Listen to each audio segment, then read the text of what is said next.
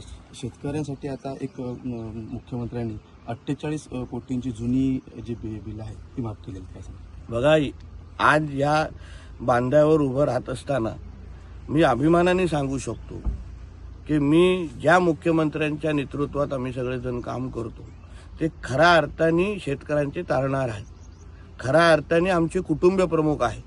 कारण का आज राज्यातल्या शेतकऱ्यांची परिस्थिती समजून घेऊन एक कुटुंब प्रमुख जसं आपल्या कुटुंबाला सांभाळतो तीच भूमिका आमच्या देवेंद्र फडणवीस साहेबांनी घेतलेली आहे.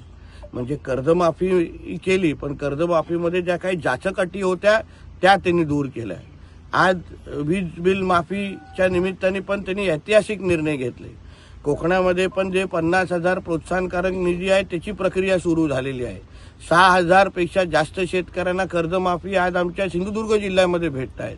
म्हणजे अन्य वेळी आपण शेतकऱ्यांच्या बाबतीमध्ये नुसतं घोषणा करत असताना आतापर्यंत विविध सरकाराला बघितलं, प्रमुखांना बघितलं, विविध राजकीय नेते स्वतःला शेती महर्षी किंवा मोठे शेतकऱ्यांचे नेते म्हणून स्वतःला ओळखतात.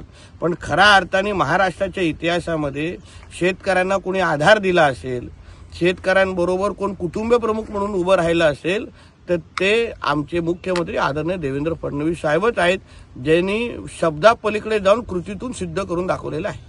यालाच अनुसरून राजू शेट्टी असं म्हणतात की मोजक्यात लोकांची कर्जमाफी झाली आहे आणि शेतकऱ्यांचा सातबारा कोरा करणं फार गरजेचं आहे. तो कोण करणार? बघा, चांगल्याला चांगलं म्हणणं हे माणुसकीचा धर्म आहे. अगर एवढे ऐतिहासिक निर्णय महायुतीच्या आणि देवाभाऊच्या सरकार घेत असेल तर राजू शेट्टीजींनी मन थोडं मोठं करून त्यांचं कौतुक करायला हवं होतं की ज्या अन्य कुठल्याच मुख्यमंत्र्यांना जमलं नाही, कोणाला त्याचे ऐतिहासिक निर्णय करत ते देवाभाऊच्या सरकारने घेऊन दाखवलेलं आहे. ते थोडं राजू शेट्टींनी भूमिका घेतली असती तर ते आज मोठे झाले असते, त्यांच्याबद्दल आमचा आदर वाढला असता. पण आजकाल ज्यांच्या संगतीमध्ये ते बसतात, मांडीला मांडी लावून ज्यांच्यावर बसतात, त्या संगतीचा असर त्यांच्यावर आता दिसायला लागलेला आहे.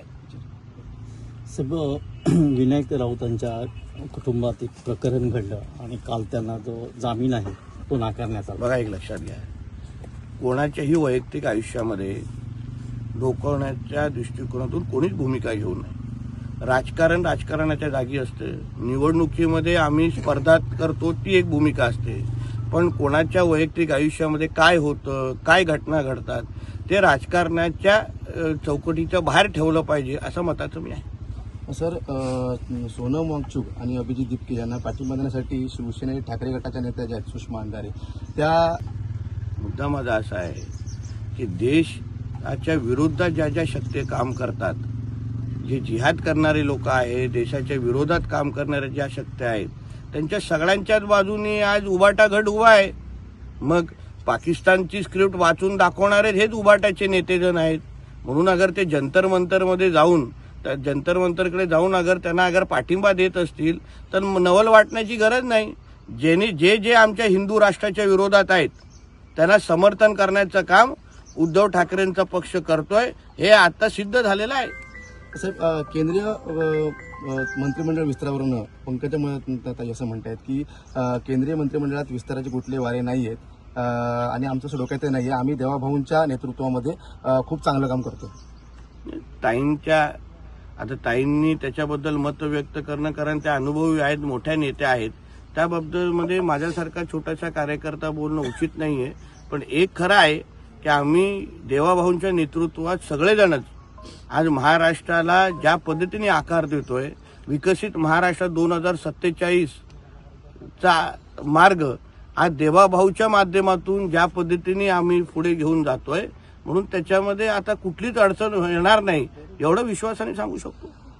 साहेब, राम मंदिर चोरी म्हणून सध्या रणकंदन माजलेलं आहे आणि त्यालाच ज्यांची श्रद्धा खोटी होती त्यांचे पैसे चोरीला गेलेत असं उत्तर प्रदेशचे आमदारातले विधानसभा अध्यक्ष आहेत सतीश महाना असं त्यांनी वक्तव्य केलं. मी त्यांचं वक्तव्य ऐकलं नाही, मग त्याच्यावर कसं बोलू शकतो.